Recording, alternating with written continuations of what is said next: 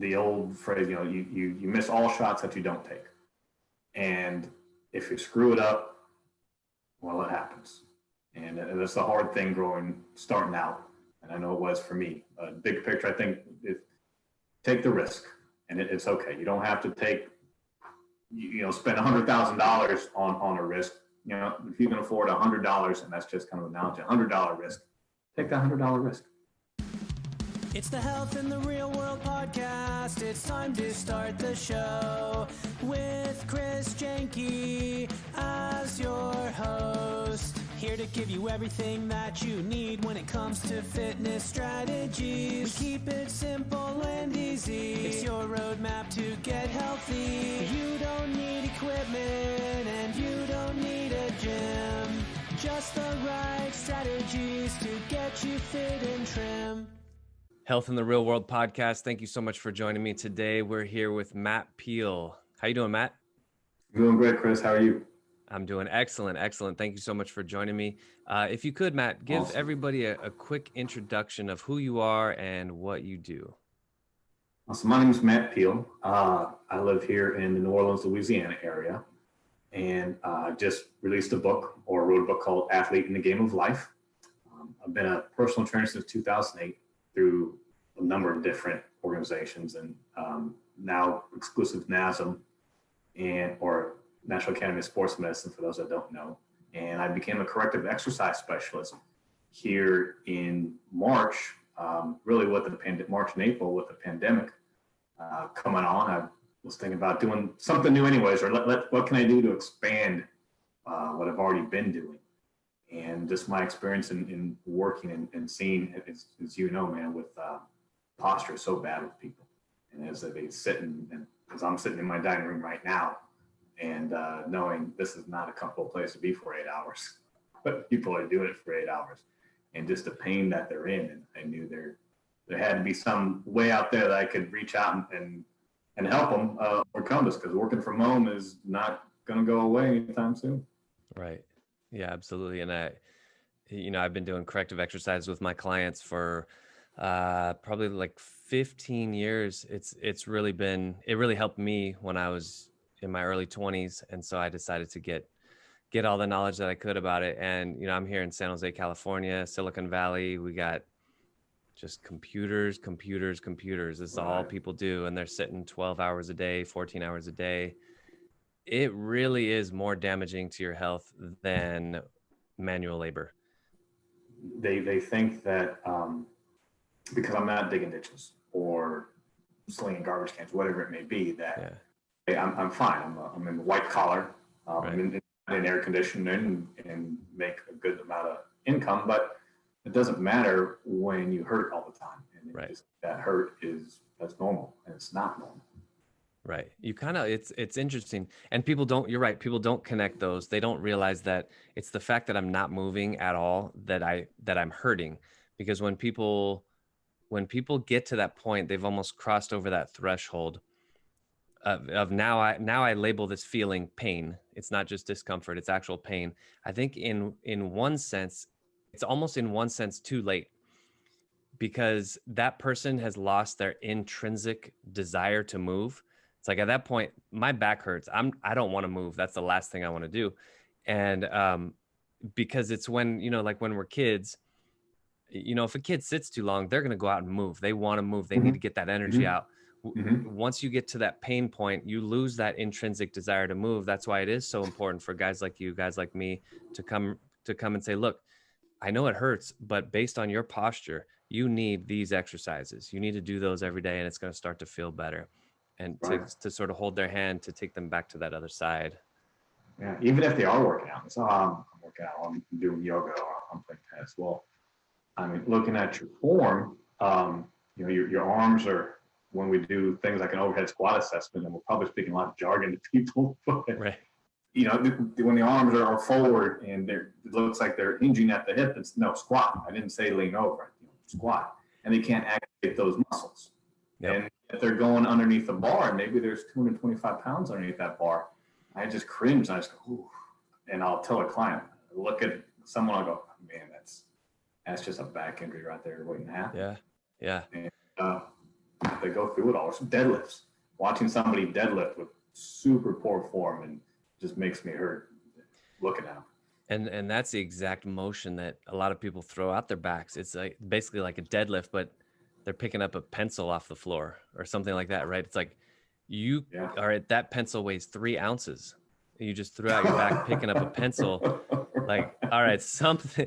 If that's not a red flag, I don't know what is, right? Yeah, don't worry. Picking up a 45-pound bar. That's not going to do anything. That's not going to do anything. That's not going to happen. So yeah, it's interesting. That's one thing I tell my clients. I say, unless you can completely dominate the workouts with no equipment and all, I have a lot of tools in my tool chest with nothing. I don't need anything. I don't even need a band, just get on the floor and you're going to be wiped out by the end of this hour. Unless you can dominate that workout, why do you need to pick up a weight, right? There's really no need. And I think a lot of people think that I'm anti-weight, just the way I talk, even though I lift weights twice a week. And it's not that at all. I think you would agree that weights are great. You just have to be ready for them. You have to be ready for them. And it's different for everybody. It's not a set prescription. Okay, you've been training with me or working out for 16 days. Okay, check. Right. Now let's go ahead and get underneath the bar and go nuts on it. If only it were that easy, right? If only. Yeah. They really, like, you're right. Going back to that overhead squat, you just need to be able to demonstrate the ability to get into the right position. Mm-hmm. And once you do, then, okay, well, let's add 5 pounds. And okay, you did 5 pounds. Let's add 10 pounds, right? It's like, it really is a one at a time progression that you need to be able to hit.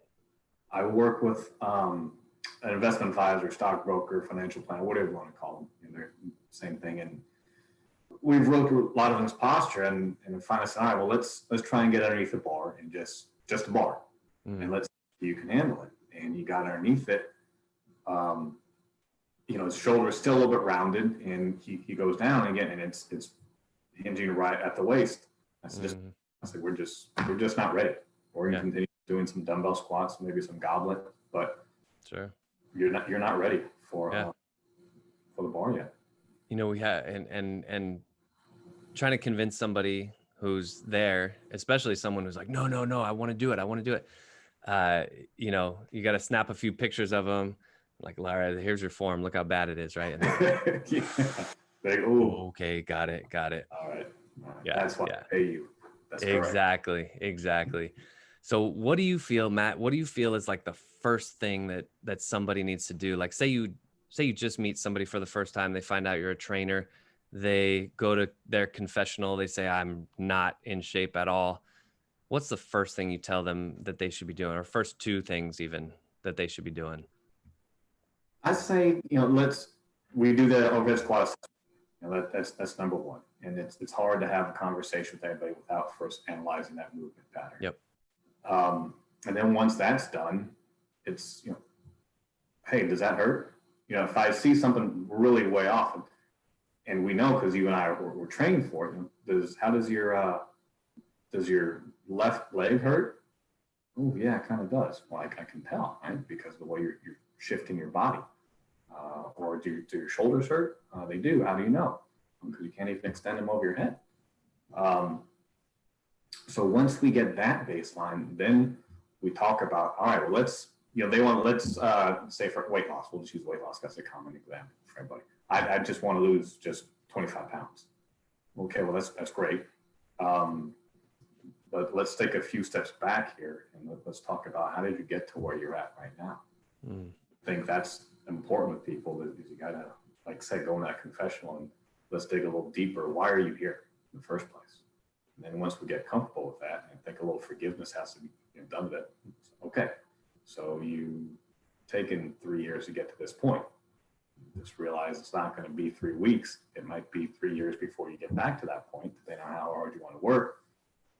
It's not going to happen immediately. As long as we can set that expectation, I think people understand that. Yeah, I think that's great. And I think still the number one reason people hire trainers is still weight loss.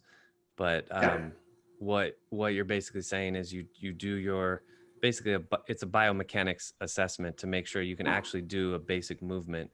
And so for those of you watching and you have somebody like Matt or myself give you an assessment and say, look, here's the whole range of human motion that you could possibly do, but because of what you're displaying right now, you can only do this part of it safely with my best confidence that you're not going to hurt yourself.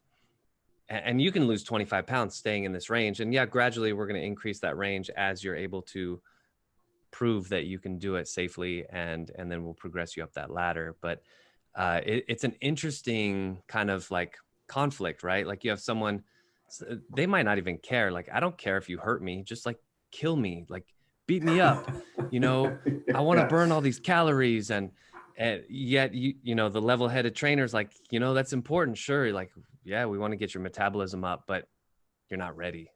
You're just not ready for it. Right. No, you're not at all. What is throwing you through a 30-minute hit kettlebell workout going to do besides make you not want to come back? I think it's important that we show that we're humans too, and we have struggles as well. So for you personally, what would you say is your number one struggle with your health and fitness, and what strategies have you tried in the past to kind of overcome that? For me, my struggle is, and we'll take the pandemic. Let's kind of go through that for right now, because I think that's important people are going through. When you're not working or you're at home, and what's easy accessible? You know, the refrigerator, the whatever is in your liquor cabinet. Right? Maybe I'll have a beer here at 4, 3, maybe at 2 now. You know, especially it's 5 o'clock somewhere. 5 o'clock somewhere. And so even for me, when that was going on, I had to fight that. Yeah. I like having a beer. I like having a drink like everybody else. And my real world advice to people, especially here in the New Orleans area, we party. Everything that we do is revolved around food and revolved around alcohol, even more than anywhere else. I was originally born in the LA area. And so I can see the contrasting differences between, you know, the two. So it's saying, hey, let's be real with ourselves and go Sunday through Thursday. Sunday through Thursday, be the best that you can. Friday and Saturday, do what you do. Let's say Friday evening and Saturday. You got to work during the day Friday. So let's say Friday evening and Saturday, whatever happens is what happens. And then you wipe it clean. All right, done. Let's get into Sunday and get myself back on track. And Sunday through Thursday, do that. And that's realistic. And that's what I try to do for myself. If I can be good Sunday through Thursday, then, you know, I can manage the rest of the week. And it gives me my release time, my social time. But I'm not doing it every night. And I think that's where people fall off the bandwagon over anything. It's not that one beer or that one cookie Monday. It's Monday, Tuesday, Wednesday, Thursday, Friday, Saturday. Right. Well, I think it's good. I think it's good that you are realistic with that. And I think that's one of the differences. You know, if I'm at a kid's birthday party, you know, one of my kids' friends or something, you know, you might see me eating some pizza. You might see me eating some ice cream. Right. And people are always so shocked. Like, what? Are you allowed to eat that? And I said, I can do whatever I want. I'm 90% of the time I'm on it. And that's all you have to do. Just be good most of the time. And I don't want to have to use my willpower to have to say no to some ice cream. I don't want to. Let's just be easy about it and let's just eat it. And my body's going to say, all right, that was good, but it's not the best fuel source. So let's try something a little better. And like you said, forgiveness, there's no guilt, there's no shame, right? You just move on. Just move on. And you have, having a little, if you have a scoop or two, like that doesn't kill you. That it's so, and you just leave it at that. Yeah. You don't have to, well, there's like 4 more things left in the half gallon. Put it away. Save it for next. Yeah. Let somebody else eat it. Right. The whole phrase is going to go to waste, just not on your waste, right? There you go. In the trash can or somebody else's waste, but not your WAIST. Right. I like that little play on words. That's good. Yeah, you can use that. Sorry. Yeah. It's going to go to waste. It's not on your waist. That's right. Or I think what, when somebody can really take back their power, again, take the scoop of ice cream, no big deal. But then to be able to throw away food, or it's not even really food, it's junk food, to be able to literally take the rest of your ice cream container and to forget everything you've heard about, your parents when you were a kid say, there's a starving kid somewhere who could eat that. Yeah. Well, yeah. The starving kid is not going to be benefited by this ice cream. I'm going to throw this away and just be able to do that. And like, I don't need this right now. And it's not my fault that the manufacturer of the ice cream made it too big. It's too much. It's too much for me. I'm just going to throw it away. And to be okay with that, I think is a huge step in the right direction for anybody. Yeah. Oh, that goes into some other, I think, deep psychological issues there with and throwing things away, and we won't go down that road. But I agreed. It's hard to finish what's on your plate. Yeah. Don't put as much on your plate then. There you go. But it is interesting how there's all these overlaps, right? There's like health and fitness, but then there's also, people have sort of that hoarding mentality. I'm never going to throw anything away, or it's wasteful, or I feel guilty, or, anything like that. And it's funny that, we live in a society now that, this has been unheard of in almost the entire human civilization. Wait, what? There's too much food? Like that's never happened, right? Like people have been starving, even the conquerors, the 3,000 years ago, even the conquering civilization, they didn't have this except maybe the king on top, right? This is unheard of, that we actually have to push away food and go against our biology and say, no, I'm done. It is really interesting how that kind of crosses over in a lot of other areas. It does. It's look at, and especially with this pandemic, and people are going into the hoarding mode. Groceries, toilet paper. Toilet paper. That was the first thing. And still, I don't get that. I still don't get the toilet paper thing. I'm like, you can use a lot of other things. You could. Yeah, we don't have to go down that road if we. I don't know why people. That was it. Like that was a thing to get. Yeah. I would have thought, canned corn or something, or tuna, right? Keep you alive. Right, peanut butter. Peanut butter, yeah. I don't know. Toilet paper. Yeah. I don't get it either, but whatever. It is what it is.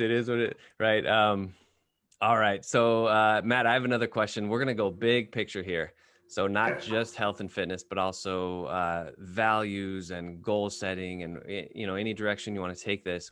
Let's say a university called you in and they wanted you to give the graduation speech. So you're going to give the speech to a bunch of 21, 22-year-olds who are just kind of starting out their adult life. What practical advice would you give them? What motivational speech would you say to them? It's a pretty good question, because actually I have a son who's a freshman in college now. So perfect. He's getting into this. I would say take a risk. Take a risk. The old phrase, you miss all shots that you don't take, and if you screw it up, well, it happens. And that's the hard thing starting out. And I know it was for me. Big picture, I think, take the risk, and it's okay. You don't have to spend $100,000 on a risk. If you can afford $100, and that's just kind of an analogy, $100 risk, take that $100 risk. It's all right. That's how you learn. That's how you grow. That's how you expand, and meet as many people as you can, because it's only the people around us are what helps get us to where we want to go. We can't do it alone. Especially as mammals. I was on probably another podcast, and one of the things we talked about was open gyms again, community. As mammals, we're a community. We've got to do things together. You hear the lone wolf, but the wolf really doesn't live alone. There's others that contribute to growing up, and go out and meet as many people as you can. You may not remember names, but that's going to help you, because the bigger your network is, you never know where along the line that person's going to come back around and give you that hand that you need. So those would be my 2 things there. Awesome. Great speech. So Matt, your business is the official sponsor of this episode. Can you talk a little bit about your business, what you do, where you're located? Obviously you're in Louisiana, but you may be online as well. So Yes. A little bit about you, about your business. So it's called Athlete in the Game of Life. That's the name of my book, and it's available on Amazon right now to pre-order. My stepdad just texted me a little bit ago. He said, I got an email saying it'll be here December 8th. So if you pre-order now, you will get it on December 8th, which is great. And it's my first book. And it's targeted towards the people we're discussing, the executives, professionals, those that are sitting on these computers on this Zoom call for 8 hours a day, and the chronic pain, and how to help you with that. And also for older adults that have been sheltering in place and are just sitting down as they fight cognitive decline, as they fight overall physical decline, ways to help them get better, improve their mental health, improve their physical health, and how that all interconnects. And they can go to my website, mattpeale.com. That's MATTPEALE.com. And everything is on there. They can learn how to join the Athlete in the Game of Life team, or work with my coaching programs online. So. All right, great. Well, Matt Peale, Athlete in the Game of Life, excited about that book for you. Congratulations.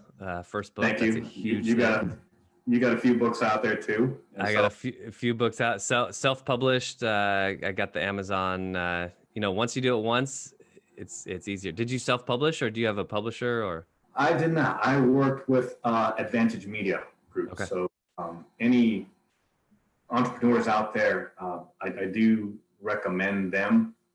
They kind of have a whole package called a hook book that they'll work with you on publishing, on helping you with ghostwriters, on that's cool. The whole 9 yards. So the pains and the hells of going through those self-publishing. So it takes a lot of that away. Yeah. They kind of do it for you, right? There's always a trade-off, right? So you either invest your time or you invest your money. And I decided, I majored in history in college. And so I decided, I'm kind of used to pumping out papers, and let's just see how these books go. So yeah. I have a marketing degree, so that's awesome. Was not it. That's awesome. Yeah. You do what you got to do, and that's great. Congratulations again. Yeah, we'll look for that book, and everyone go pick that up on Amazon. Athlete in the Game of Life, Matt Peale. Thank you again so much for joining me today on Health in the Real World podcast, Matt. Thanks, Chris. Nice. That's a wrap. Thanks for listening to the Health in the Real World show. Make sure to like and subscribe and comment down below. Visit mycorebalance.com to learn more.